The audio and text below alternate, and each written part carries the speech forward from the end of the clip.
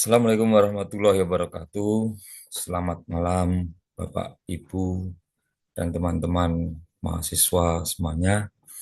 Pada kesempatan pada malam hari ini, saya akan menyampaikan pidato mengenai suatu informasi yang sangat bermanfaat untuk rekan-rekan mahasiswa semuanya, ataupun generasi muda, ataupun Bapak, Ibu sekalian.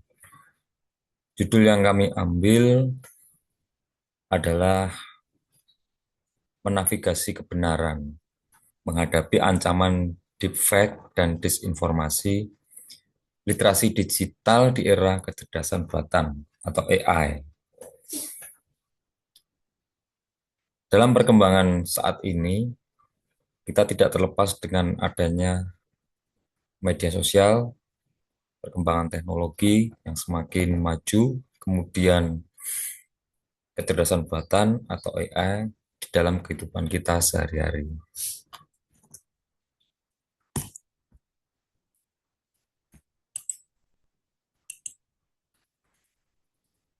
Mengapa topik ini penting? Ya, konten palsu tidak lagi hanya berupa teks, kini bisa berbentuk video, suara. Deepfake dapat membuat wajah, gerakan, dan suara tampak meyakinkan. Mahasiswa aktif memakai media sosial sehingga perlu lebih kritis saat menerima informasi. Seolah-olah terlihat nyata, ternyata hanya sebuah manipulasi. Deepfake dan disinformasi adalah dua ancaman yang membuat literasi digital semakin penting. Deepfake adalah konten hasil manipulasi AI yang membuat wajah, suara, dan gerakan seseorang tampak seperti asli. Resikonya adalah audiens mudah percaya karena bentuknya sangat visual dan meyakinkan. Kemudian disinformasi adalah informasi salah yang disebarkan sehingga dapat menyesatkan pemahaman publik. Resikonya salah paham, reputasi rusak, dan opini publik terbentuk dari data yang keliru.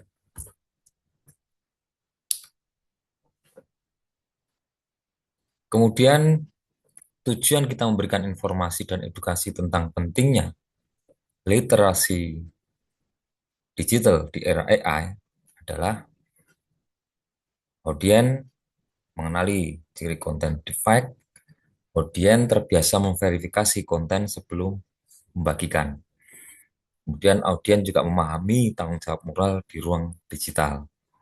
Sehingga apa yang menjadi target kami, mahasiswa di usia 18-20 tahun, yang biasanya aktif di media sosial dan mudah terpapar oleh konten yang viral. Bisa lebih berhati-hati dan waspada.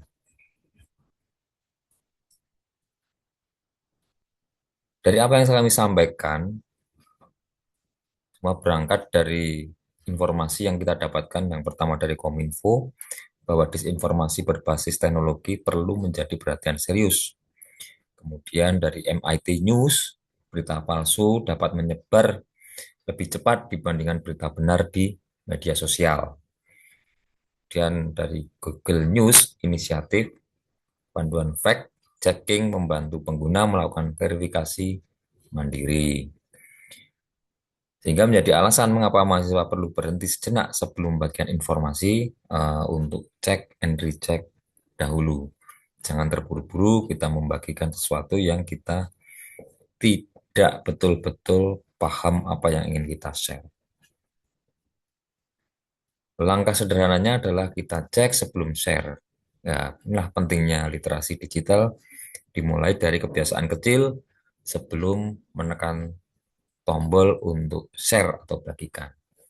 Periksa sumber awal informasi, cek kredibilitas media atau akun yang unggah, pahami konteks video, foto, cuplikan, bandingkan dengan sumber asli yang terpercaya. Gunakan alat bantu fact checking bila perlu, atau software atau aplikasi lainnya yang bisa membantu untuk mendeteksi itu. Kemudian prinsipnya, jangan cepat percaya dan jangan cepat menyebarkan. Kita harus selalu cek and recheck sebagai langkah sederhana kita. Sebagai tanggung jawab moral di ruang digital, satu klik bisa berdampak luas bagi banyak orang. Membagikan informasi palsu bisa menimbulkan salah paham, konten manipulatif dapat merusak reputasi orang lain, opini publik dapat terbentuk dari informasi yang keliru. Mahasiswa perlu menjadi pengguna teknologi yang bijak dan peduli kebenaran. Jadi kita harus menjadi orang yang bertanggung jawab secara moral di ruang digital saat ini. Sebagai penutup, Bapak, Ibu, rekan-rekan mahasiswa, kita tidak hanya perlu melek teknologi, tetapi juga harus melek kebenaran. Kami tekankan kembali bahwa teliti sebelum percaya, cek konteks sebelum menilai, verifikasi sebelum membagikan.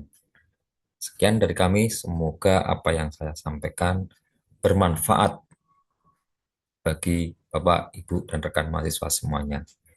Demikian, kami ucapkan terima kasih. Wassalamualaikum warahmatullahi wabarakatuh. Selamat malam.